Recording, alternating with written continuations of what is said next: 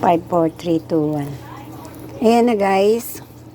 Kinatang, kalabasa at nilagyan ko ng talbos ng kamote na ni-harvest ko dyan sa aking gardenan. Tapos yan, bumili ako ng isang hiwa na siguro mga 5 ano siya o 4 na slice siya na kalabasa. 'Di ba? Isang buo 'yon. Tapos 1 2 3 4 bilang ka ng 4 o hanggang 5 slice. Tapos 'yun, binili ko ng slice lang. So, nilagyan ko siya guys lang ng simple lang. Himayin niyo yung talbos at gayat-gayatin niyo yung kalabasa. Tapos ilagay niyo yung, kasi dito uso yung yung dilata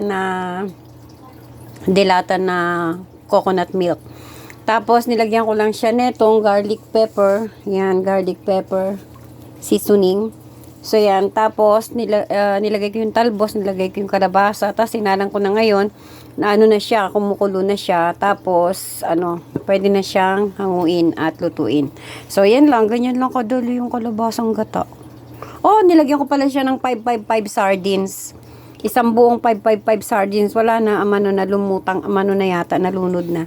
So, ayan lang guys. Ang daming sabaw, no? Nilagyan ko kasi siya ng isang baso ba yun? O no, isang lata rin na tubig. Para kasi, baka ako masunog. Ayan.